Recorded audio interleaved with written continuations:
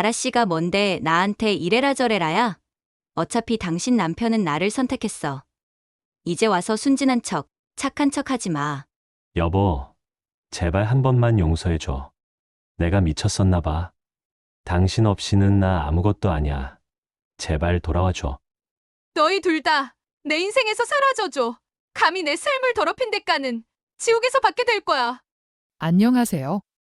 저는 경기도 용인에 살고 있는 평범한 40대 초반의 주부 김아라입니다. 제 삶은 남들이 보기에도 제가 느끼기에도 더할 나위 없이 완벽했습니다. 다정하고 세심한 남편과 결혼해 예쁜 딸을 키우며 저는 제가 세상에서 가장 행복한 결혼 생활을 하고 있다고 믿었습니다. 그랬던 제가 결혼을 해서 무슨 꼴을 당했는지, 현재 어떤 비참을 살고 있는지 들려드리려 합니다.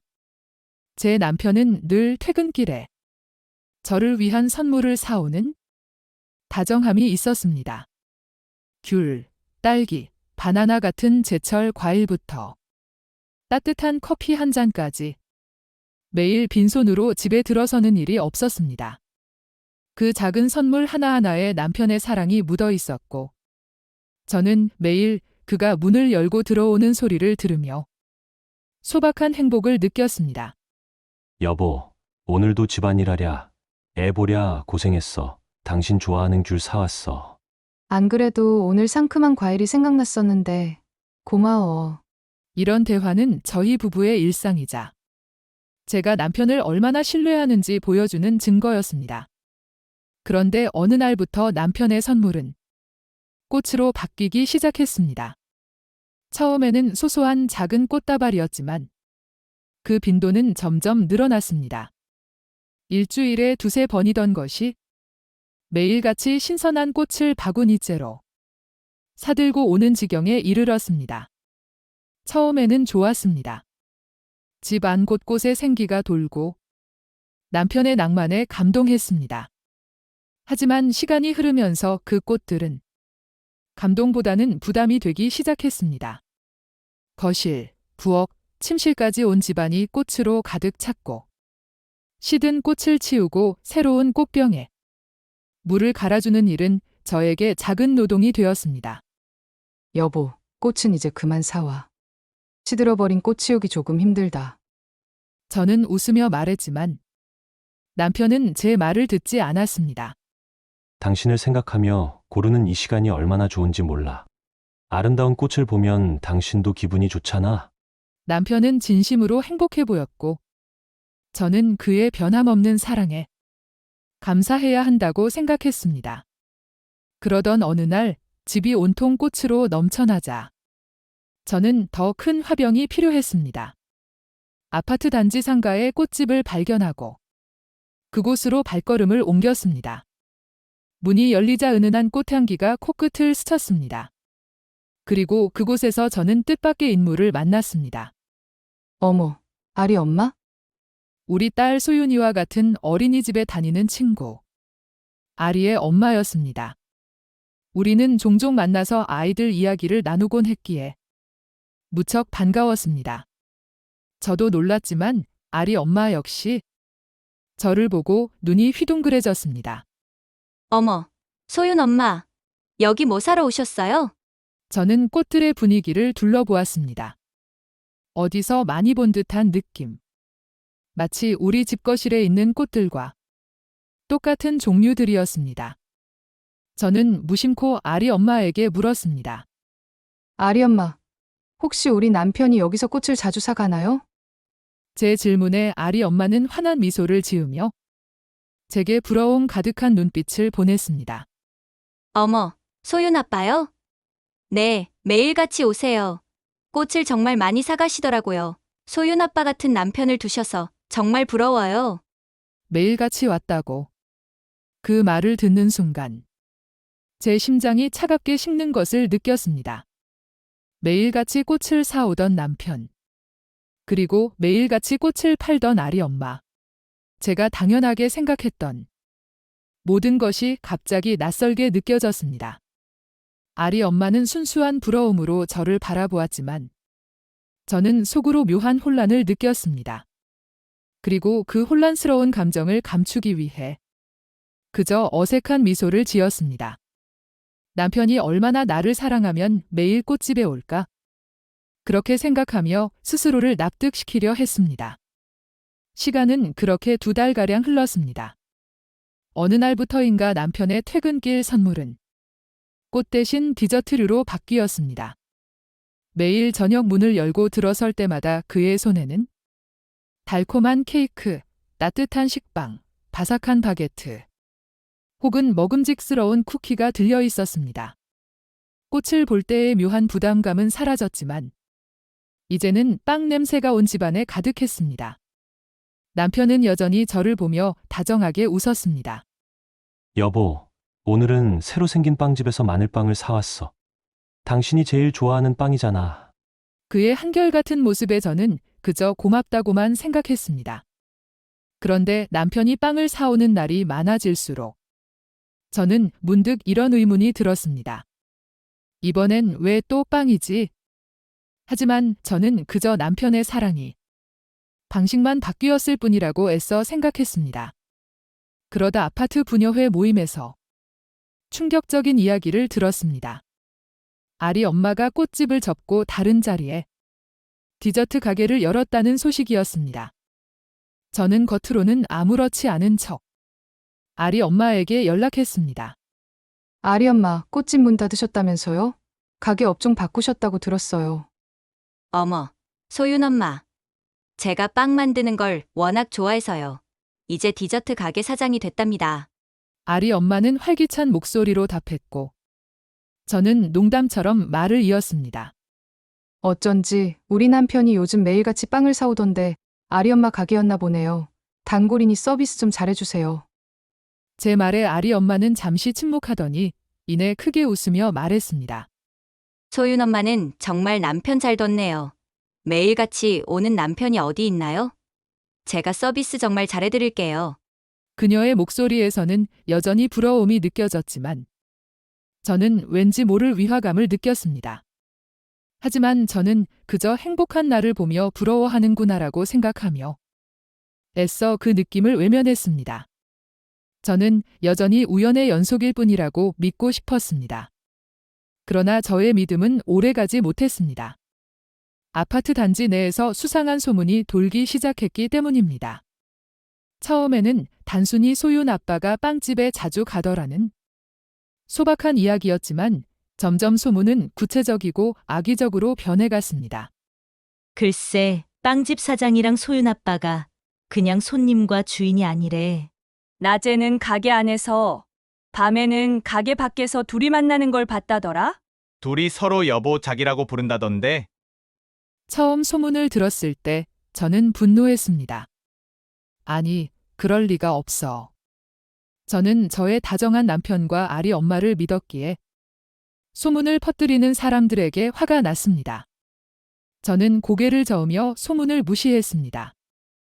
이건 질투심 많은 사람들이 꾸며낸 이야기일 뿐이야. 하지만 소문은 거미줄처럼 제 주변을 감싸고 이웃들의 묘한 시선은 저를 더욱 괴롭게 만들었습니다. 소문을 믿지 않는다고 스스로를 다독였지만 남편의 빵 봉투를 볼 때마다 아리 엄마의 얼굴이 떠오를 때마다 불안감은 걷잡을 수 없이 커졌습니다. 결국 저는 더 이상 외면할 수 없음을 깨달았습니다. 소문을 직접 확인해야만 했습니다. 무너져 내리는 심장과 흐트러지는 정신을 부여잡고 저는 제 행복했던 결혼 생활의 진실을 마주하기 위해 일어섰습니다. 저는 친한 동생의 손을 붙잡고 아파트 상가 앞 어두운 구석에 숨어 있었습니다. 남편의 퇴근 시간인 오후 7시 50분. 이 시간이 제 인생에서 가장 긴 시간처럼 느껴졌습니다. 가슴은 터질 듯이 뛰고 손바닥에서는 식은땀이 흘렀습니다. 혹시라도 소문이 사실일까? 아니면 이 모든 것이 단순한 오해일까? 제 심장은 두려움과 기대 사이에서 갈갈이 찢기고 있었습니다. 저 멀리 익숙한 남편의 모습이 보였습니다. 그는 마치 제 집으로 돌아가는 것처럼 아무렇지 않게 망설임 없이 디저트 가게로 들어섰습니다. 그 모습에 저는 온몸에 피가 차갑게 식는 것을 느꼈습니다. 동생은 제 얼굴을 살펴보더니 무어라 말할 새도 없이 혼자 가게 안으로 들어갔습니다. 손님처럼 빵을 고르는 척 휴대전화로 영상을 찍어 저에게 실시간으로 전송해 주었습니다. 저는 숨죽인 채 작은 화면 속으로 제 남편의 영상을 들여다보았습니다. 그곳에는 제가 알던 다정한 남편이 없었습니다. 남편과 아리 엄마는 서로 마주보고 환하게 웃고 있었습니다. 아리 엄마가 남편의 팔짱을 끼며 속삭였습니다. 자기야, 늦었잖아. 오늘은 같이 저녁 먹고 갈 수 있지? 남편은 아리 엄마의 머리를 쓰다듬으며 다정하게 말했습니다. 미안해. 아라가 기다려서 밥은 같이 못 먹지만 빵은 먹어주고 갈게. 제게 빵을 사다 주는 다정한 남편의 모습은 사실 상간녀와의 달콤한 미래를 위한 핑계였던 겁니다. 믿을 수 없는 대화가 이어졌습니다. 그래서 이혼을 안 할 거라고? 나도 이제 지겹단 말이야. 당신 와이프는 아직 눈치도 못 채고 있는 거야? 아리 엄마의 짜증 섞인 목소리에 남편은 오히려 다정하게 그녀를 달랬습니다. 둘 다 좋다니까 아라한테도 미안하고 자기한테도 미안하지만 난 둘 다 사랑해. 그 순간 저는 이성을 잃었습니다. 제가 10년 동안 믿었던 남편의 민낯은 비열하고 추악했습니다. 제 이름이 그들의 입에서 아무렇지 않게 오르내리는 것에 분노했습니다. 저는 더 이상 참을 수 없었습니다. 제 몸은 이미 분노에 휩싸여 가게 안으로 뛰어 들어가고 있었습니다. 바람 피우는 쓰레기들한테는 이 빵이 딱이지. 제가 외치며 가게 문을 박차고 들어서자 남편과 아리 엄마는 얼굴이 하얗게 질려 굳어버렸습니다. 저는 망설임 없이 진열대에 있던 빵들을 닥치는 대로 집어 던졌습니다. 빵은 물론 케이크와 쿠키들이 사방으로 흩날리며 바닥에 처박혔습니다. 어떻게 나한테 이럴 수가 있어? 저는 제 평생 가장 힘껏 남편의 뺨을 후려쳤습니다. 하는 소리와 함께 남편은 비틀거렸고 저는 흐르는 눈물도 닦지 않은 채 분노에 떨었습니다. 남편은 그 자리에서 무릎을 꿇고 제 다리를 붙잡으며 울부짖었습니다. 여보, 잘못했어. 제발 한 번만 용서해줘. 정신 나간 소리였어. 나는 당신밖에 없어. 저는 남편의 구차한 변명에 역겨움을 느꼈습니다. 저에게 사랑의 증표라고 빵을 사오던 그 더러운 손으로 바람을 피웠다는 사실에 몸서리쳤습니다. 저는 단호하게 남편의 손을 뿌리치고 차가운 목소리로 말했습니다. 이혼해. 당장 여기서 나가. 저는 곧장 집으로 돌아와 남편의 짐을 간소하게 꾸려 문 앞에 던져두고 도어락 비밀번호를 바꿔버렸습니다. 그날 밤 시어머니에게 전화가 걸려왔습니다. 아라야, 너희 아빠도 바람 한 번 안 피우셨냐? 사내가 그럴 수도 있는 거지. 애초에 너같이 재미없는 여자가 옆에 있으니까 그러는 거야. 바람 한 번 가지고 이혼이 말이 돼? 시어머니의 말에 저는 경악했습니다. 제 상처를 위로해주지는 못할 망정. 오히려 저를 탓하는 뻔뻔함에 분노가 치밀었습니다. 저는 더 이상 듣고 싶지 않았습니다. 단호히 끊어버렸습니다. 그렇게 저의 완벽했던 삶은 한순간에 산산조각 났지만 저는 반드시 이 불행을 딛고 일어서리라 다짐했습니다. 남편과 아리 엄마의 불륜 소문은 삽시간에 아파트 단지 전체로 퍼져나갔습니다. 저는 더 이상 숨길 것도 두려워할 것도 없었습니다. 정의는 반드시 승리해야 한다고 믿었습니다. 디저트 가게는 평판이 바닥으로 떨어졌고 사람들의 발길이 끊기면서 자연스럽게 망하게 되었습니다. 그런데 그 여자는 뻔뻔함의 극치를 보여주었습니다. 가게가 망하자 아리 엄마는 저에게 적반하장으로 문자를 보내왔습니다. 네가 나를 망하게 했어. 네가 소문을 퍼뜨리지 않았다면 가게는 잘 됐을 거라고. 저는 그 문자를 보고 기가 막혔습니다. 자신의 잘못으로 가게가 망한 것을 제 탓으로 돌리는 그 뻔뻔함에 분노가 치밀었습니다. 저는 즉시 그녀에게 전화를 걸었습니다. 당신이 잘못된 선택을 한 대가를 치르는 것뿐이에요. 내 행복을 짓밟은 당신이 누굴 탓하는 겁니까? 저는 단호한 목소리로 차갑게 말했습니다. 상간녀 소송 준비 중이고 당신 딸 데리고 이 동네에서 당장 이사 갈 준비나 해요. 이 동네에서 더 이상 얼굴 볼 일 없었으면 좋겠네요. 그녀는 제 단호한 말에 아무 말도 하지 못했습니다. 저는 변호사를 선임해 남편과 아리 엄마를 상대로 위자료 소송을 제기했습니다. 남편은 제가 이혼을 요구하자 그제야 정신을 차린 듯 비굴하게 매달렸지만 이미 늦었습니다. 저는 그들의 치명적인 불륜 행각을 증거 삼아 넉넉한 위자료를 받아냈습니다. 정의가 실현되는 순간이었습니다. 그리고 저는 그 돈을 가지고 새로운 삶을 시작했습니다. 저는 불륜의 시작점이었던 그 아파트 단지 상가에 도예 공방을 차렸습니다. 남편이 빵과 꽃으로 바람을 피우던 그 상가에 제 이름으로 된 공방을 연 것입니다. 처음에는 걱정도 많았습니다. 주부로 살면서 세상 물정 모르던 제가 과연 사업을 성공시킬 수 있을까 망설였습니다. 하지만 저는 그릇을 빚고 흙을 만지며 마음의 상처를 치유했습니다. 저는 저렴하면서도 실속 있는 가격으로 입주민들을 공략했고 저의 진심이 담긴 그릇들은 입소문을 타기 시작했습니다. 온라인 쇼핑몰도 함께 시작했는데 감각적인 디자인과 합리적인 가격 덕분에 주문이 폭주했습니다. 제 도예 공방은 입주민들의 사랑을 받으며 빠르게 번창했고 저는 직원도 한 명 뽑을 정도로 어엿한 사장이 되었습니다. 제가 겪은 아픔과 배신감은 컸지만 저는 좌절하지 않았습니다. 남편과 상간녀의 몰락 위에서 저만의 방식으로 다시 일어섰습니다. 흙을 빚어 아름다운 그릇을 만드는 것처럼 제 삶도 다시 아름답게 재건될 수 있다는 확신이 들었습니다. 이 모든 것은 저를 짓밟으려 했던 그들이 제게 준 선물이었습니다. 도예 공방은 날마다 번창했습니다. 저는 아파트 입주민들의 입소문을 타고 온라인 쇼핑몰까지 성공적으로 확장하며 바쁜 나날을 보냈습니다. 흙을 빚고 그릇을 만들며 제 삶을 다시 빚어나가는 과정은 제게 커다란 기쁨과 치유였습니다. 사업이 너무 잘 되어 직원도 한 명 고용했지만 판매직 직원이 한 명 더 필요하다고 느꼈습니다.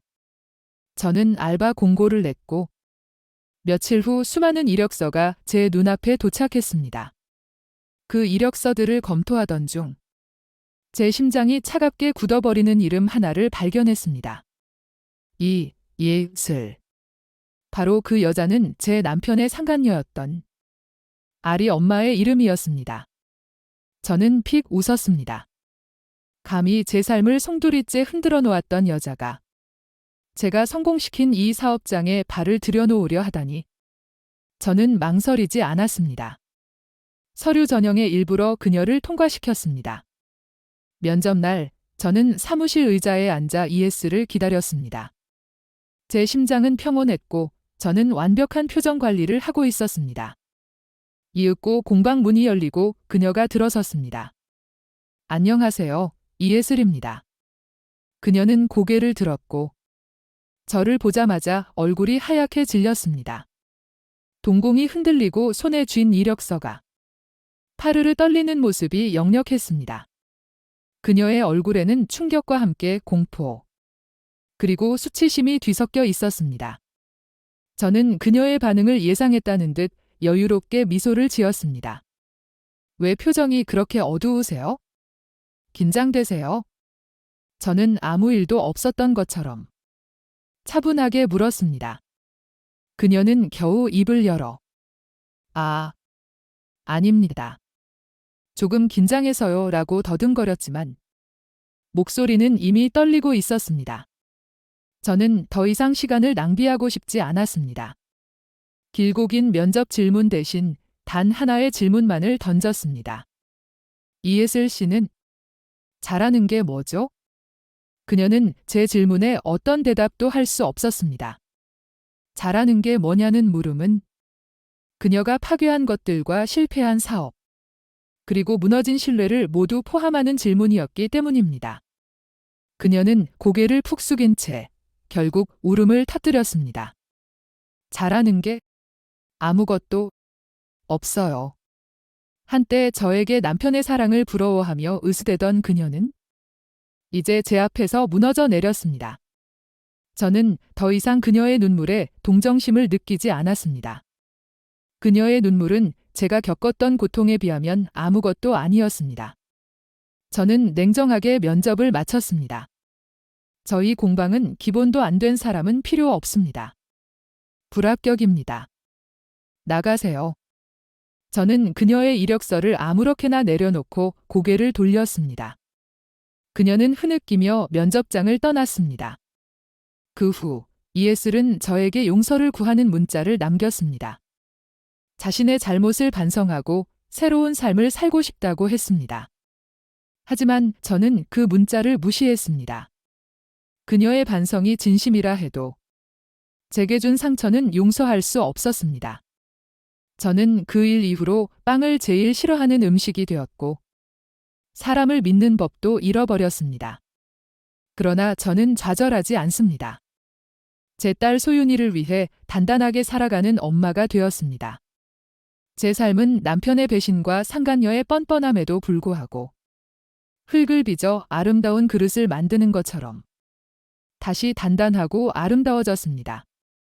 저는 이제 그 누구에게도 의존하지 않는 제 삶의 진정한 주인이 되었습니다. 이번 사연도 재밌게 들으셨다면 구독과 좋아요 부탁드립니다.